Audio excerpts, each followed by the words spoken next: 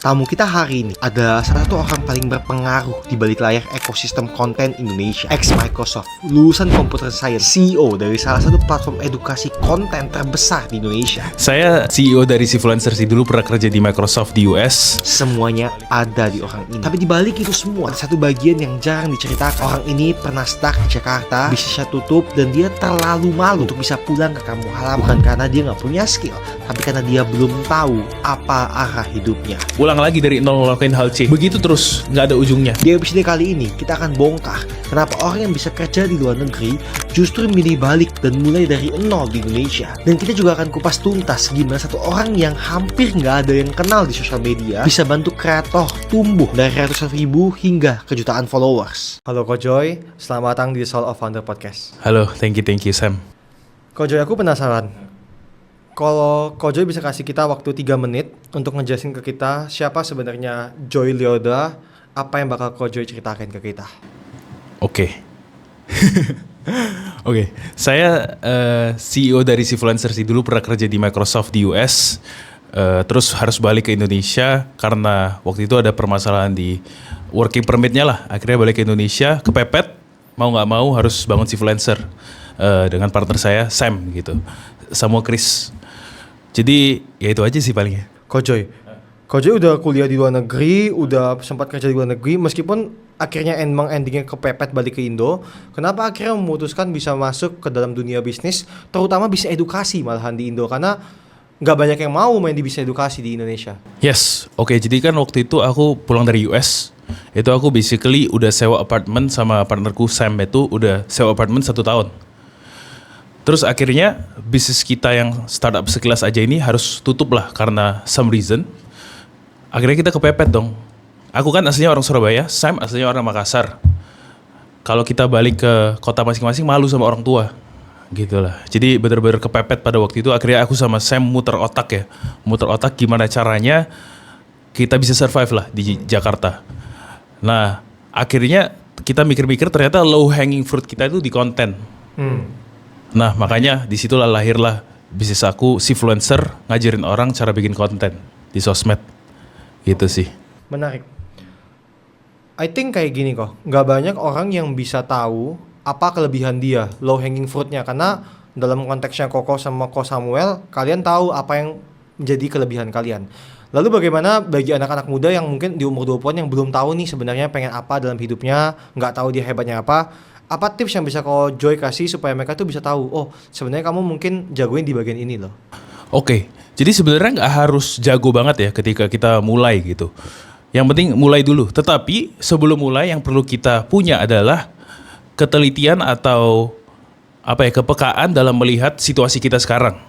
Kira-kira resources apa yang kita punya di dalam kehidupan kita gitu loh. Contohnya pada saat itu aku sendiri low hanging fruitnya waktu itu adalah Sam sudah punya berapa ratus ribu followers lah waktu itu kan. Dimana kita bisa menggunakan resource ini, kita bisa menggunakan skill ini dalam mencapai ratusan ribu yang kita ajarkan kepada orang-orang di luar sana gitu. Jadi low hanging fruitnya itu pada saat itu yang ngajarin orang bikin konten karena kita sudah di titik itulah pada saat itu. Nah jadi melihat kepekaan itu sih, resources apa saja yang kita punya, entah itu misalnya orang tua kita punya koneksi ke siapa gitu misalnya, kita gunakan itu. Atau misalnya orang tua kita punya usaha apa, itu kan juga low hanging fruit sebenarnya. Dimana aku melihat mungkin banyak anak muda zaman sekarang kan malu gitu ngelanjutin bisnis orang tua sebenarnya kan. Padahal itu low hanging fruit yang enak banget sebenarnya kan. Gitu sih. Menarik. Jadi poinnya adalah bagaimana kita bisa tahu kondisi kita tuh sebenarnya ya udah mengakui aja kita kurangnya apa, jagonya apa. Oke. Ko Joy, dari pengalaman Ko Joy bangun Sifluencer di bidang edukasi selama mungkin kurang lebih 3 tahun ya. Apa yang jadi pemicu utama supaya Ko Joy tetap bisa semangat ngelakuin ini, even sampai udah sekarang udah eksponensial lah grow-nya. Apa yang jadi pemicu utama yang nggak banyak pebisnis itu punya sebenarnya mungkin? Oke, jadi yang bikin saya bisa bertahan sampai hari ini itu adalah visi yang saya sama partner saya buat gitu. Visi jangka panjang, visi jangka menengah, dan visi jangka pendek gitu. Ini yang selalu saya set gitu setiap tahunnya. Dan walaupun visi jangka panjangnya itu tidak clear 2 tahun yang lalu atau 3 tahun yang lalu, tetapi upgrade terus setiap tahunnya visi jangka panjang ini. Dan kurang lebih tetap mirip gitu loh, sesuai dengan yang kita sudah set 3 tahun yang lalu, visi jangka panjangnya. Ibaratnya contoh seperti ini, misalkan kita sebagai perusahaan punya visi jangka panjang itu ke Surabaya, dari BSD ke Surabaya contohnya. Terus jangka menengahnya kita berhenti dulu di Semarang buat makan dulu, stay dulu, istirahat, ya kan. Jangka pendeknya misalnya ke Bekasi contohnya. Jadi kan walaupun misalnya kita dari BSD ke Bekasi ada macet nih segala macam di Jakarta, mungkin kita bisa cari exit tol yang lain untuk mencapai ke Bekasi walaupun lebih jauh gitu loh. Terus sama halnya juga ketika dari Bekasi ke Semarang, misalnya ada kecelakaan misalnya contoh di tengah jalan. Itu kan memang memperlambat, tapi kan tetap kita udah punya tujuan yang jelas ke Bekasi, lalu ujung-ujungnya ke Surabaya gitu loh. Jadi mempunyai visi yang jelas, mempunyai plan yang jelas, itu yang bikin saya bertahan sih sebenarnya. Berarti poinnya adalah meskipun kita dianjurkan untuk mulai dulu, tapi sebelum kita mulai, at least kita tahu dulu ending goal kita apa sebenarnya. Benar. Oke, kalau begitu apa end goal dari Kojoy? End goal saya untuk Sifluencer sendiri itu menjadi platform edukasi nomor 1 di Indonesia tentang sosmed. Dengan cara seperti apa? Jadi Sifluencer ini sekolahnya ya. Di satu sisi kita juga mau membangun brand-brand yang bisa bertahan jangka panjang gitu di Indonesia.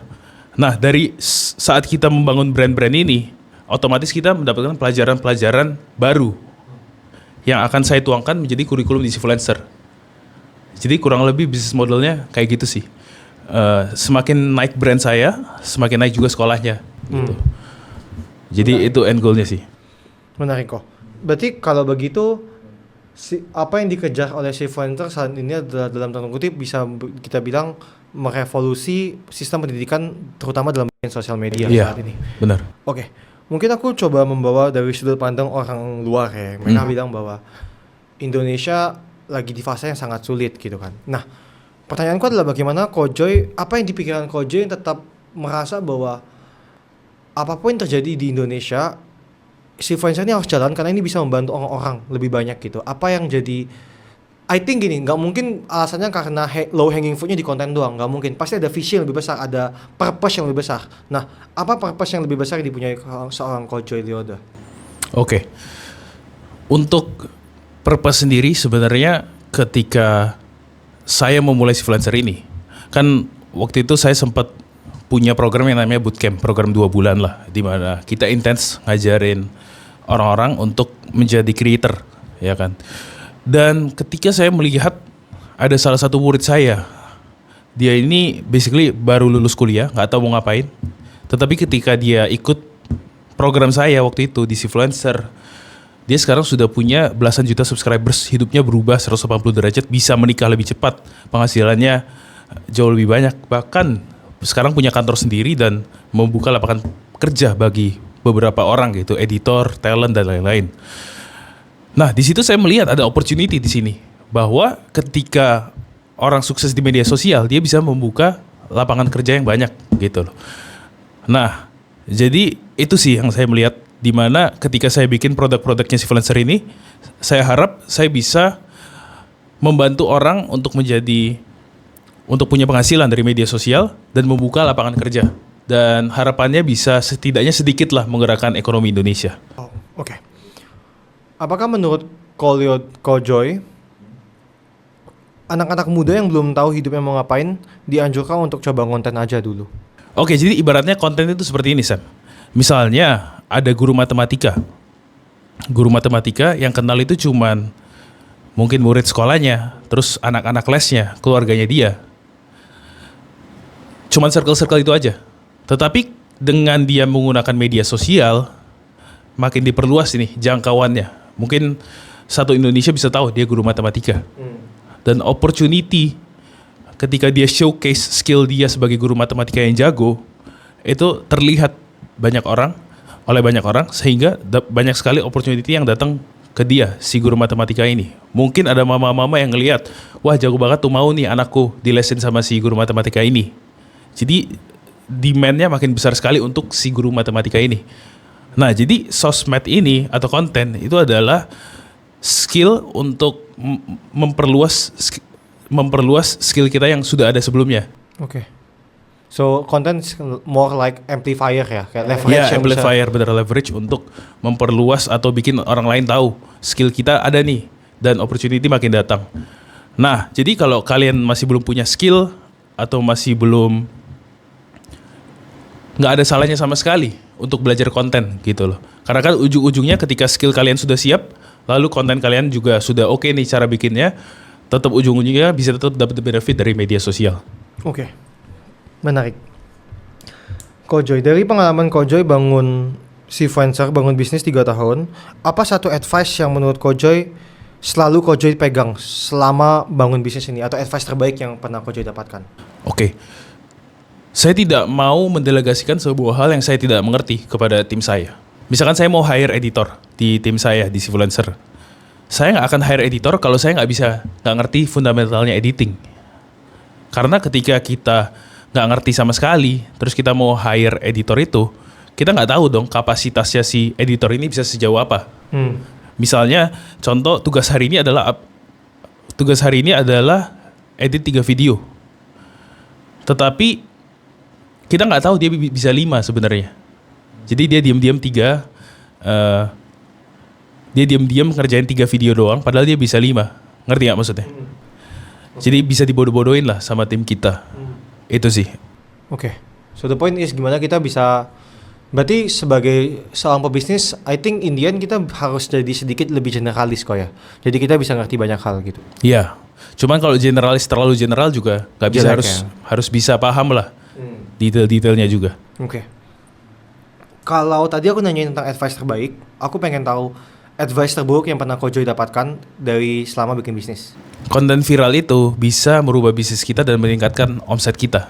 Menurut saya itu bisnis advice yang terburuk. Karena kalau kita viral tapi nggak ada message-nya tentang brand kita sama sekali, atau viralnya asal-asalan, atau viralnya itu meme-meme nggak jelas kayak gitu, ujung-ujungnya nggak ada dampak kepada brand kita, nggak ada penjualan ke brand kita. Jadi jangan kejar viralnya, tapi kejar ketika kita bikin sebuah konten marketing, apa dampaknya yang bisa berdampak kepada brand kita. Menarik. Gitu sih.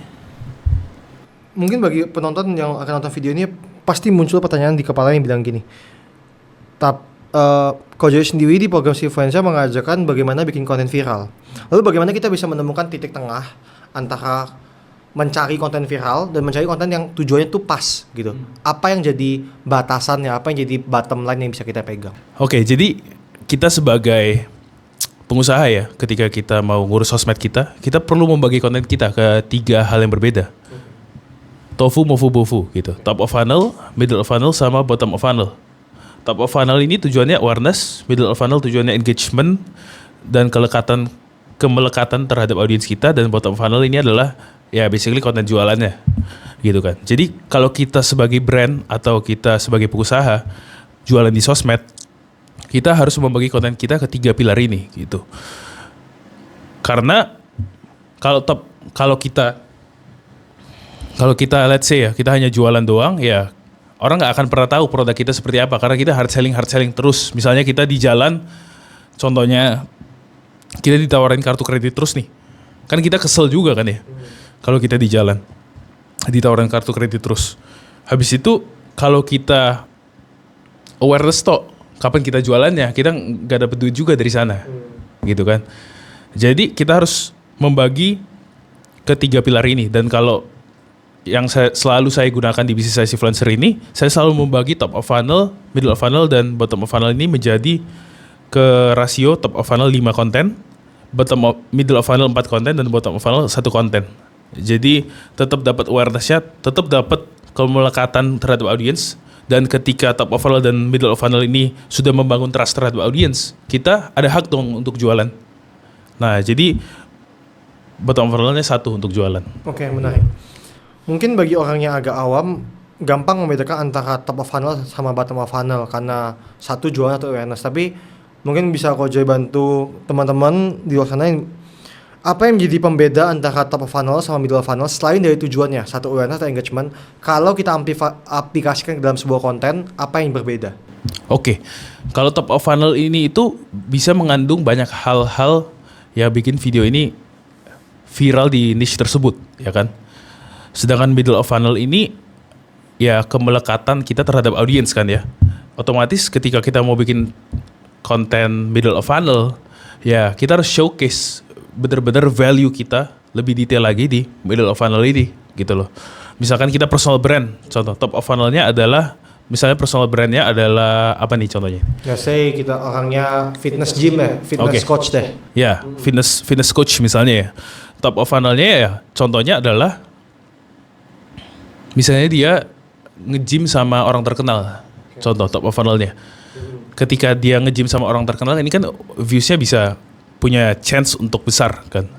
Misalnya middle of funnelnya adalah edukasi ngajarin orang nge-gymnya. Itu salah satu pilar yang bisa digunakan di middle of funnel. Salah satu yang lain misalnya dia nge-vlog hari ini dia misalnya backnya sakit, dia kasih tahu nih, wah hari ini back saya sakit nih. Terus ini yang saya lakukan, bla bla bla bla bla. Itu kan juga menunjukkan kesehariannya dia, which is yang menggambarkan, yang mendekatkan diri dia kepada audiens. Oke. Baik, so pembedanya antara Trovo itu mungkin lebih fokus kepada bagaimana kita bisa dapetin views sebanyak mungkin dengan cara yang apapun yang bisa kita lakuin. Yes. Engagement lebih kepada bagaimana kita bisa punya koneksi dengan audience, and then bottom of funnel baru kita jualan ya. Yes. Oke, menarik. Kojoy, aku juga penasaran. Apakah menurut Kojoy semua orang bisa viral? Semua orang tentunya belum tentu bisa viral. Oke. Apa yang jadi pembeda kenapa ada yang bisa viral dan ada yang nggak bisa? Oke. Yang pembeda adalah konsistensi. Kenapa? Karena orang yang benar-benar mau viral atau sukses di media sosial, dia itu punya tujuan yang jelas pertama. Sehingga dia konsisten bikin konten. Sedangkan orang yang susah viral atau nggak akan bisa viral adalah orang yang ketika dia bikin 1-2 konten terus nggak viral atau viewsnya kecil, dia nggak lanjut lagi karena baper, karena dia cuma ngelihat views gitu loh sebagai patokan kesuksesannya. Nah, jadi 2 itu sih pembeda paling utama yang saya sering lihat. Oke. Berarti saat kita baru mulai bikin konten, nggak usah pedulin view dulu, yang penting apa yang kita tahu, apa yang salah dari konten ini kita perbaikin di next kontennya. Yes. Menarik. Kalau dari Kojoy sendiri, aku melihat Kojoy juga sekarang baru-baru belakang ini mungkin mulai konten juga ya. Apa sebenarnya as a owner yang ngajarin tentang bikin konten juga, apa sebenarnya struggle utama Kojoy saat bikin konten sendiri? Struggle utama, sebenarnya saya sudah bikin konten udah lama banget lah. Oke. Tapi struggle utamanya adalah konsistensi sebenarnya. Dan yang lebih detailnya lagi adalah nggak punya tujuan yang jelas. Gitu. Dulu saya sempat pernah bikin konten tag ya di TikTok, YouTube sama Instagram juga. Dan ada satu video sampai 22 juta views. Wow. Dan konsisten ratusan ribu views. Bisa dicek juga di TikTok, masih ada kok video-videonya. Cuman pada saat itu memang saya masih bimbang dengan masa depan saya gitu loh. Akhirnya ya saya tutup dan saya stop konten. Akhirnya ya saya nggak lanjut konten lah basically dan fokus ke bisnis pada saat itu. Karena belum punya tujuan yang jelas saat konten waktu itu. Jadi tujuan yang jelas itu sih. Wow, oke.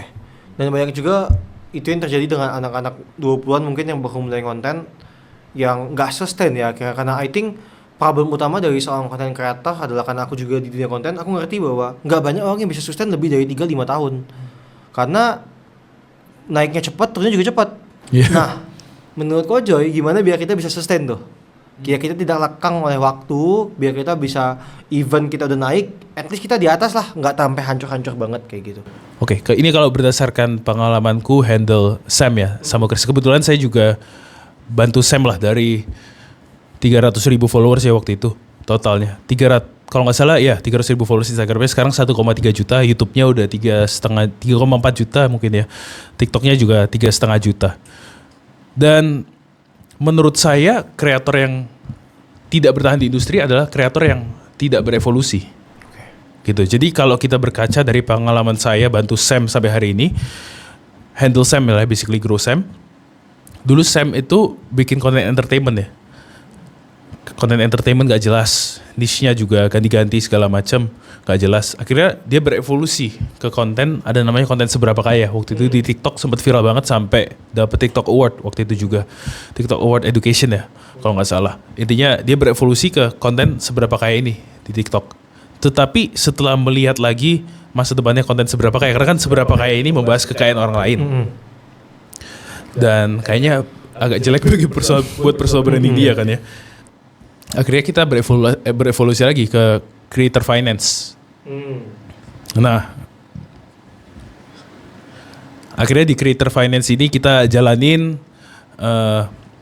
berapa lama? Ternyata tujuannya berbeda lagi. Kebetulan kita sudah bangun Civluencer ini, sehingga kita evolusi lagi nih Sam menjadi creator bisnis. Nah, jadi itu sih yang bikin kita bertahan sekarang. Mudah beradaptasi dan berevolusi.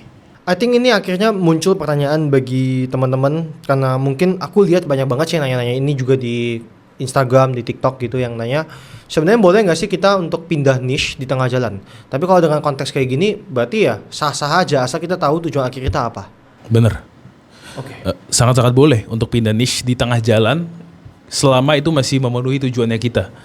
Gitu. Daripada kita bertahan di niche yang memang kita nggak mau atau tidak sesuai dengan tujuan kita, ya rugi waktu juga ya, opportunity cost-nya jauh lebih besar. Oke.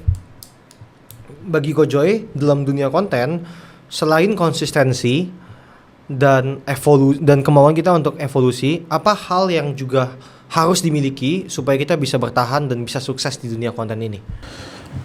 Selalu melihat inspirasi dari orang yang lebih jago daripada kita. Gitu. Jadi kalau saya sendiri, saya benar-benar obses banget sama Mr. Beast. Saya nontonin satu-satu podcastnya Mr. Beast. Saya belajar dari cara pikirnya Mr. Beast. Saya lihat bisnis-bisnisnya dia seperti apa, lalu perkembangan dia seperti apa. Bahkan Mr. Beast sekarang kan dia punya CEO-nya sendiri, punya presidennya sendiri yang bantu Beast Industries, perusahaannya dia, yang ngejalanin usaha-usaha di bawahnya, coklat, terus mainan, ada Beastland kayak Disneyland-nya gitu. Dan Mr. Beast fokus ke bikin kontennya. Sampai sejauh itu Mr. Beast berjalan. Jadi saya selalu obses sama creator-creator, melihat perkembangan creator-creator di luar sana. Contohnya misalnya juga kalau di luar negeri, di dunia edukasi itu ada Iman Gadzi, ada Alex Hormozi ya. Saya selalu belajar dari mereka dan mencoba untuk mengaplikasikan apa yang saya pelajari ke bisnis saya gitu sih. Oke. Kojoy, aku kan melihat juga Kojoy baru tadi sempat ngonten, terus juga turun, sudah nggak ngonten lagi, and then sekarang mulai ngonten lagi, aku mau lewat-lewat juga. Kalau bagi sekarang, what's the end goal of Kojoy? Karena akhirnya Kojoy mulai ngonten lagi, pasti Kojoy tahu tujuan akhir Kojoy apa. Bener. Jadi kalau saya pribadi, kenapa saya mulai ngonten sekarang lagi? Karena sudah punya visi yang jelas nih, di mana saya kepengen membangun personal brand untuk mengembangkan bisnis saya, satu. Kedua adalah mendapatkan A+ talents. Maksudnya apa? Gak bisa dipungkiri ya. Saya punya investor dan mentor juga, Ko Andrew Susanto. Tahu ya Ko Andrew ya? Ketika dia posting job, misalnya di listing job di story dia, siapa yang gak mau kerja sama Ko Andrew? Ya kan? Dan menurut saya memang tidak langsung ke impact kepada revenue. Tetapi ketika kita mendapatkan the best players in the team gitu, bisa supercharge bisnis kita dan bisa bikin bisnis kita grow lebih cepat lagi. Karena at the end of the day, business is about the people kan, bukan tentang produknya, bukan tentang sistemnya lah apa ya, tapi orang-orang yang ada di dalamnya gitu, yang bikin sistem ini, yang bikin produk ini, yang bikin marketingnya, campaignnya segala macam. Jadi orang-orang di dalamnya yang saya kepengen saya incer dari personal branding sih. Kalau begitu dalam konteks Kojoy ketika membangun Civluencer, bagaimana cara Kojoy memilih tim yang akhirnya cocok dan siap berjalan jauh dengan Civluencer? Oke, pastinya kan ketika kita hiring, kalau di perusahaan saya sendiri ada namanya masa probation ya. Di masa probation ini kita benar-benar melihat nih, orang yang apply kepada perusahaan kita apakah cocok nih secara komunikasinya, secara karakternya, secara cara dia bekerja. Kita kan benar-benar melihat di masa percobaan ini, gitu. Dan setelah masa percobaan ini ada namanya sistem grading. Grading itu dinilai dari KPI, lalu ada namanya 360 review untuk menilai karakter dia, dan ini dinilai dari atasan dia, sampingan dia, sama bawahan dia, gitu. Mungkin kalau dia mulai dari bawah ya sampingnya 2 orang sama atasan 1. Lalu yang terakhir adalah kehadiran. Nah, jadi dinilai dari tiga sistem ini, yang dimana akan mendapatkan sebuah nilai, entah itu biru, merah, hijau paling tinggi ya. Terus ya kalau hijau ya kita bisa lanjut sama orang ini, tetapi kalau biru mungkin kita tambah kontrak lagi 1 tahun untuk ngetes lagi, gitu. Lalu kalau merah ya kita sorry to say memang nggak cocok untuk di tim kita, gitu. Jadi bisa menilai secara objektif, nggak secara bias ya. Oke. Apa satu karakter dari orang atau calon karyawan yang Coach Joy cari banget dalam membangun sebuah tim?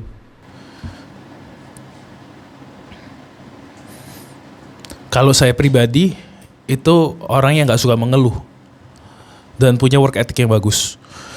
Karena banyak sekali saya melihat ketika, apalagi ini khususnya level staff ya mungkin ya, Entry level ya? Entry level lah. Ketika dia diberikan job test tambahan, mengeluh misalnya, lah dari awal job testnya nggak seperti ini, misalnya contoh, atau misalnya dia mau minta benefit yang lebih atau apalah kayak gitu. Jadi dia mengeluh karena ya pada dasarnya suka mengeluh aja. Oke. Coach Joy, aku pernah baca satu kutipan yang bilang gini, awalnya kita emang membangun sebuah bisnis, tapi in the end bisnis itu yang ngebangun kita. Aku pengen coba tahu, kalau dari Coach Joy, apa sih perubahan mindset yang sangat jelas dari Coach Joy yang dulu belum bangun Influencer sampai Coach Joy ada di titik ini yang terjadi karena Coach Joy bangun Influencer? Perubahan mindset itu kayak gimana?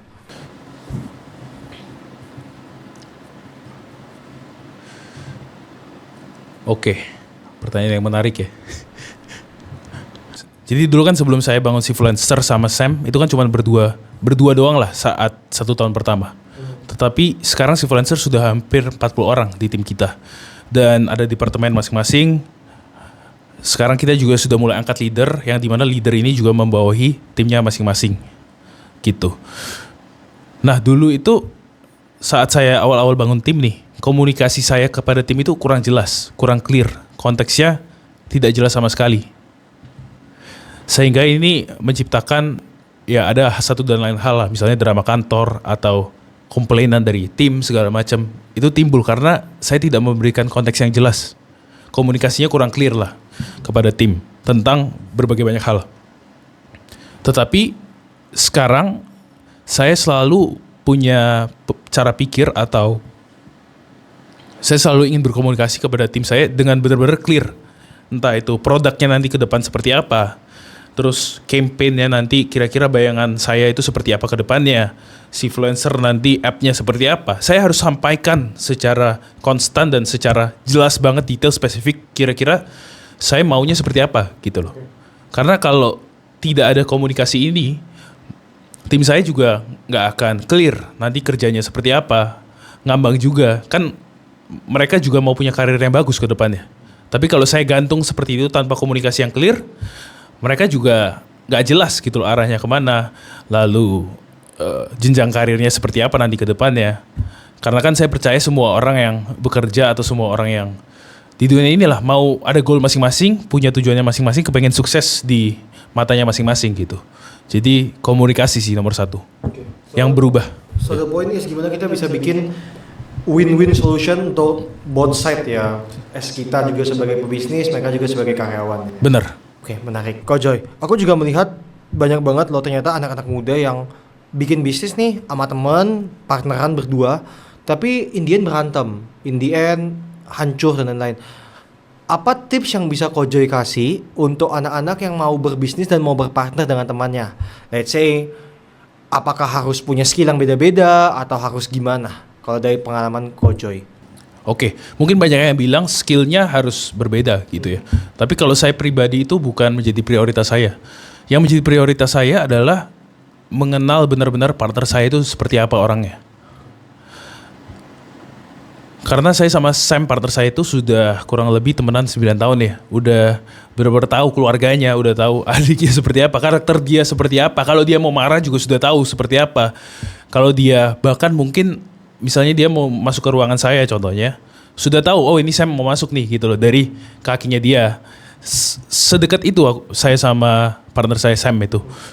Nah, ketika saya punya relationship ini sama partner saya, ya saya nggak takut gitu loh untuk maju bareng sama dia, ya kan? Saya nggak takut juga untuk misalnya contoh di satu hari saya kerjanya lebih banyak daripada Sam.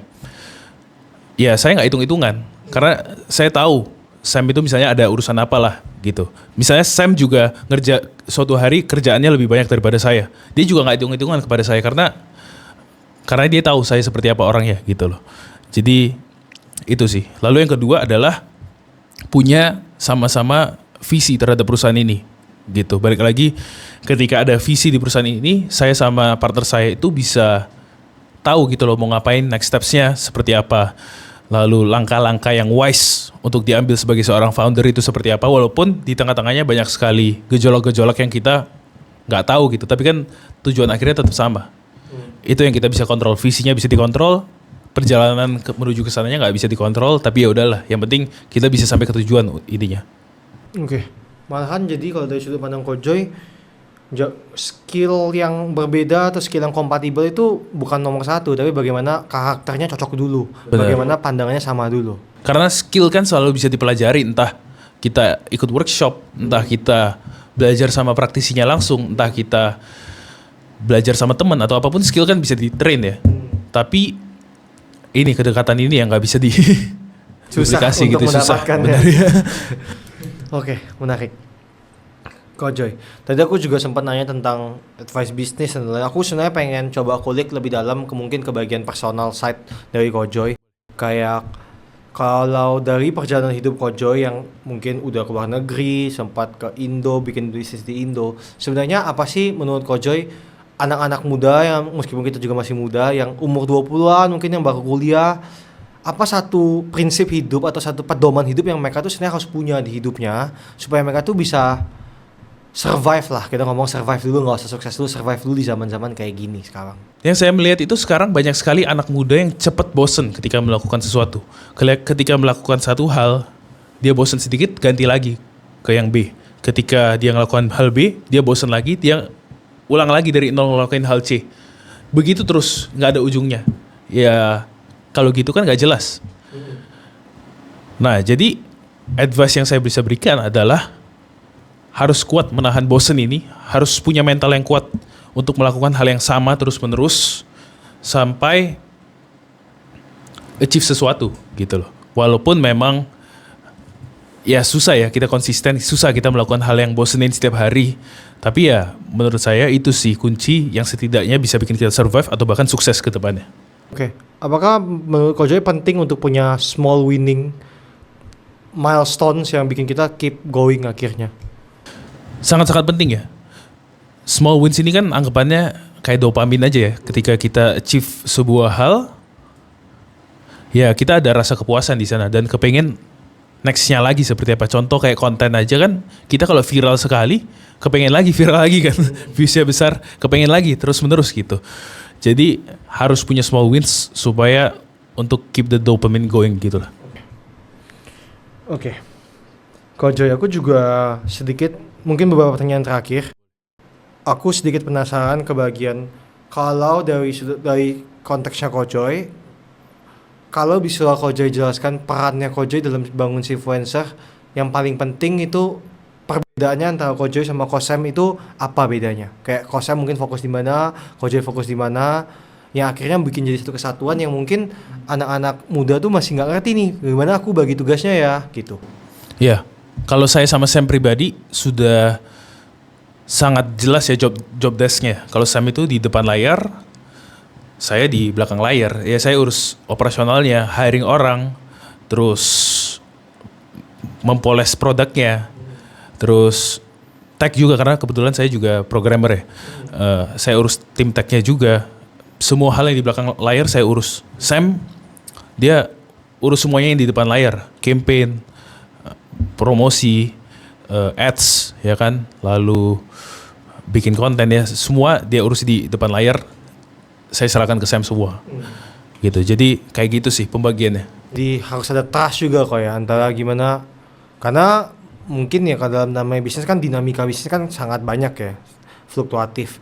Bisa aja mungkin banyak orang yang salah ketika penjualan rendah, tendensi kita sebagai manusia bisa nyalain orang lain, bisa nyalain partner kita karena kamu kerjanya bener dong. Nah mungkin itulah kenapa trust itu penting, kenapa karakter yang sama itu penting supaya nggak saling menyalahkan nantinya ya. Bahkan nggak cuman trust ke partner ya, tapi trust ke tim gitu. Karena ini menurut saya juga salah satu hal yang sulit banget bagi saya awal-awal, dimana ketika dulu saya hiring awal-awal ya, saat mungkin 1,5 tahun yang lalu, itu saya kepengennya micromanage gitu loh. Ketika ada tugas yang menurut saya kurang oke nih eksekusinya, saya langsung turun tangan, langsung saya yang kerjain gitu loh. Ini menurut saya itu hal yang buruk gitu loh. Seharusnya ketika kita mendelegasikan sebuah tugas kepada tim kita, ya kita percaya walaupun hasilnya nggak 100%, tapi 70%, 60-70% ya nggak masalah. Kita biarkan dulu lah supaya kepercayaan dirinya tim kita itu bisa meningkat dulu. Trustnya tim kita terhadap kita untuk mengerjakan sesuatu juga bisa meningkat juga. Jadi itu kita harus coba untuk lepas lah gitu kepada tim kita. Dan itu pembelajaran yang didapatkan based on pengalaman juga kok ya. Iya. Kayak berapa lama baru bisa dapatin. Oke. Ko Joy, kalau hari ini adalah hari terakhir bagi aku dan Ko Joy hidup di dunia ini, apa pesan yang mau Ko Joy sampaikan ke dunia ini? Kita sebagai manusia nggak boleh langsung judge seseorang berdasarkan action atau hal-hal yang dilakukan kepada kita. Kita coba melihat dari berbagai jenis perspektif gitu, supaya kita benar-benar tahu kenapa orang ini melakukan hal ini kepada kita atau menyakitin kita. Tapi kita harus lihat dari perspektif yang lain. Bisa jadi dia menyakitin kita karena ada hal yang nge-trigger dia.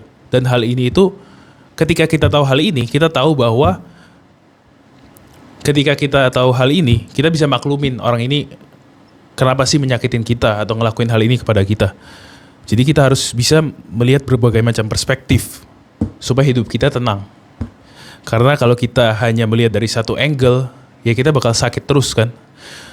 Tetapi ketika kita lihat dari angle berbeda, oh ternyata orang ini melakukan hal ini kepada kita karena ini loh, hidup kita bisa makin lebih tenang lagi. Gitu, ketimbang kita langsung judge dari satu perspektif yang sama. Oke. Ko Joy Tirta, terima kasih sudah datang di Soul of Founder Podcast. Thank you.